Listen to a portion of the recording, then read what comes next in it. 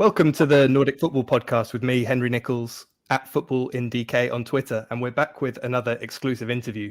My guest today really needs no introduction, but I'm going to give him one anyway by saying that as a former Superliga champion and Golden Boot winner, he's reached the pinnacle of the game in Denmark. So it's a real pleasure to welcome former Brøndby and current Philadelphia Union striker, Mikael Uhre, to the show. Hopefully I've done the name justice. Mikael, welcome, and thank you so much for giving up some of your time during a busy title race to talk today. Yeah, of course. Thank you for having me. I don't want to make you old or make you feel old, but later this year will be 10 years since you made your Superliga debut for Sønderjyske. Can you talk briefly about what the kind of the highs and lows from your time were playing in Denmark? Oh, that's maybe a bit of a tall order. There's been a few, but yeah, I think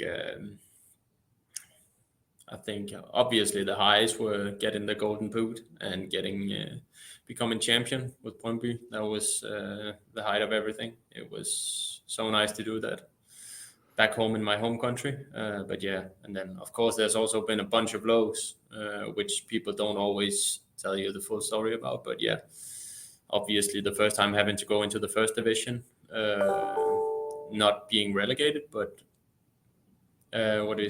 just having to transfer to another team that didn't play in the first tier. Yeah. But yeah, I think those are the two biggest ones, if I have to be honest.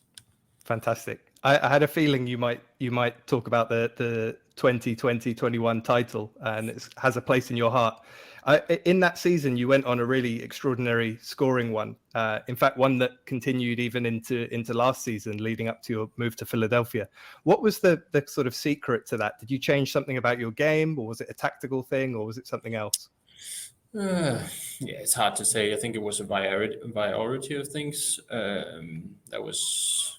We actually had the COVID situation where everything was locked down, and it was maybe there I took some of the steps towards becoming the player I am today. Really training hard and focusing on doing all the right things, even though we had a really long break from the game, and came back as a new player from that. And that's the hard work I put into it there and have kept putting into my game. I think that's the main factor, and then also just being more calm and be just mature as a player, because that's something that's really helped me over the recent years.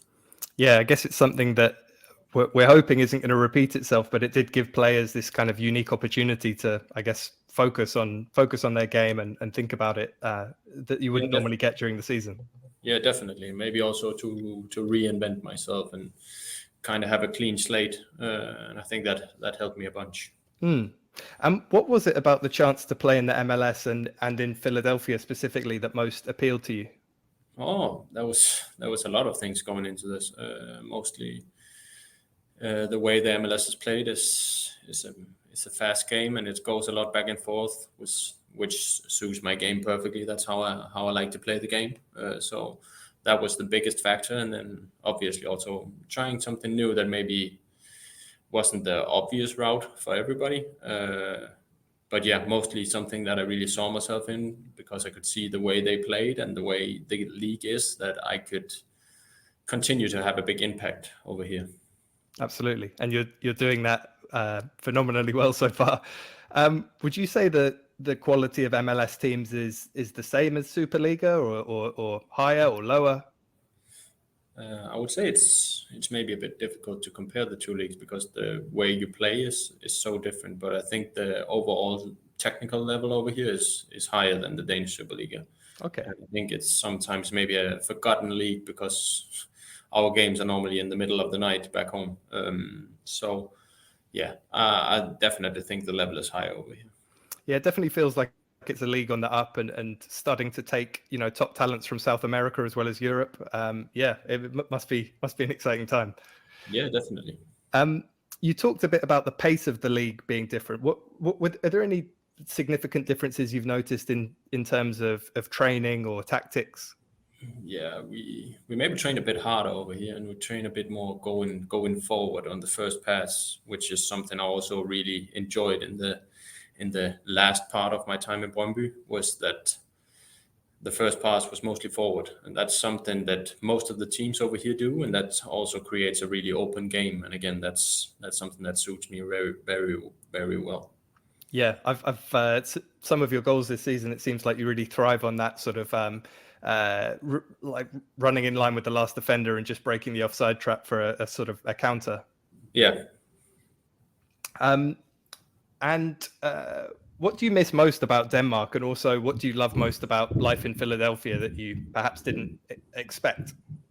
I think something I really like. I enjoy a lot of things over here. Something I had to get used to was maybe the heat. It's really, really warm over here, but it's come to grow on me. Denmark is not that warm, but yeah, obviously I also miss home. I miss my family and I miss my friends. But yeah, luckily we have a bunch of visitors. My wife's parents are here right now. My parents are coming later this month. So yeah, obviously you miss your daily routines and you kind of know everything in and out living in Denmark, and it was something brand new. I also became a father just before going over here, so my life has changed in more than one way. So yeah, but I really enjoy it here. We have a really, really nice apartment. There's some really good folks in the club who's helped me a bunch. So yeah, there's a lot of good things, but of course you'd miss home. Brilliant. Have you got into any American sports?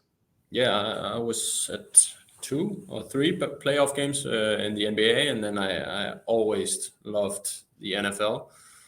So that's going to be a huge one for me. Hopefully somebody can sort me out with some tickets. Yeah, if you're listening to this, someone from an NFL team, sort Mikael out. One of the things I was going to ask is that in Denmark, even if you're going from Copenhagen to the north or the west of Jylland, it's only a few hours. Whereas in the MLS, you play as far away as Dallas or Los Angeles. Have you had to adjust anything about your preparation for matches to cope with the travel? Yeah, definitely. Yeah, I wasn't really used to going by planes to all the away games. We normally just take the bus. I think we maybe had one away game where we would take the plane, but we would go home by bus. So obviously there's been some changes there. And unfortunately, I was injured through May, where we had 2 of our biggest trips. So I didn't really have to get those massive travel days in. But yeah, of course, it's something you have to get used to, and you have to be more focused on your recovery, which I think I've done a decent job with. Great. I'm a huge nerd when it comes to kit numbers, and you obviously had 11 at Brøndby, and I think 17 at Sønderjyske. What were your options at Philadelphia, and is there any reason why you chose number 7? I think 7 was kind of picked out for me over here. Like a marquee number. To be fair, if I could choose, I would love to have number 11, but our captain has that one, so I think it's going to be pretty hard to get. But yeah, I like playing in number 11 in Brøndby, and it kind of grew on me because it was also where I kind of reinvented myself as a player. So I love the number 11, but yeah, 7 has always also played a big part for me since I really loved watching Cristiano Ronaldo growing up. So yeah, 7 is also the decent number. Got it. Yeah, well, maybe if you get the golden boot, he'll give you the shirt. Nah, it's not like that. 7 is beginning to grow on me, so it's all right. Nice. And in November 2021, you obviously made your debut for Denmark in a World Cup qualifier against Scotland. Have you spoken to Kasper Hjulmand about the tournament? And do you think if you continue your great form in Philadelphia, you can earn a place in the World Cup squad? I think there will always be hope that you could do well enough to be in consideration, but I also know that we have some really talented and some really good strikers in the Danish national team. So obviously you would always hope, and I will strive to do my best every day to be considered. But yeah, it's a tough one since we have so many talented and good strikers from the Danish national team. Yeah. Okay. Brilliant. And just I guess more of a reflective question. What have you learned about the game that if you could go back to 2012 and your debut, what would you tell yourself back then that you've learned now? Oh, I don't even know where to start. There's so much I've learned. But yeah, maybe something about being calm and obviously do your thing off the pitch. And then, just believe in yourself. That's maybe the best advice I could give to anybody. But believe in yourself, but also be willing to hear everybody else out and take advice, because you will never get anywhere if you just do it on your own. You have to have good people around you. And that's maybe my best advice, or what I would have loved to hear when I was a bit younger, or maybe.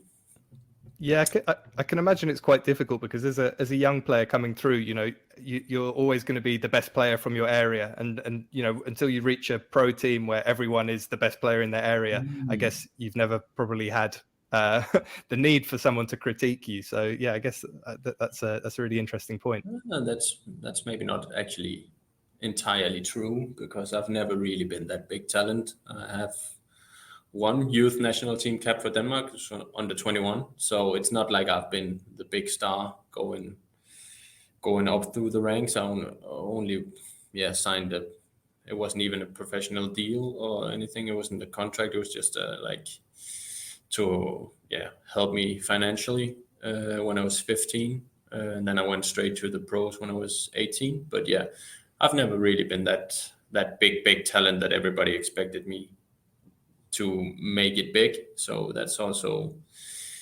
something that, again, keep believing in yourself, because I think I've done okay for myself, but there's always more out there. That's great advice. I've only got two more questions. Firstly, you obviously made a number of close friends at Brøndby. Who do you still sort of keep in touch with most today? I think the guy I talk to most would be Lasse Wien, then also Jens Martin Gammelby, and then I texted with Andreas Maxø like 2 weeks ago. So I still try to keep in touch. Obviously, it's sometimes hard also to call with the time difference, but I try to get around, try to call some people when I'm driving home in my car, because normally I get home and then I have to take care of my daughter, and then when she's asleep, then it's probably 2 a.m. back home. So it's kind of hard to always keep in track, but I really try to do it as much as I can. Fantastic. So I guess finally this weekend I'm going to Copenhagen and to Parken to see my first ever Copenhagen derby. Can you talk a little bit about what it's like to prepare for and to play and to score in one of those derby games? Oh, that's something else. It's hard to describe actually if you haven't played it, but it's the biggest game there are in Danish football, and it's massive. It's hard not to get a bit carried away with it, because it's such a big game. But then again, it's all about being calm and believing in yourself, and then having a good team performance, because that's what you need in those type of games, because it's never really can't remember a derby I played where it was just like beautiful football. It was more fight and will to win. So that's what you prepare for, that it's going to be a fight. And I'll be watching on Sunday as well. Good stuff. Well, Mikael, you're currently top of the Eastern Conference with Philadelphia. You've already scored 8 goals, so clearly you've hit the ground running in America. Thank you so much for speaking to us, and we wish you the very best of luck for the remainder of the season, and hopefully you can win another title on another continent. That would be nice. And again, thank you for having me. It's been a pleasure. Fantastic. Thank you so much. Thank you.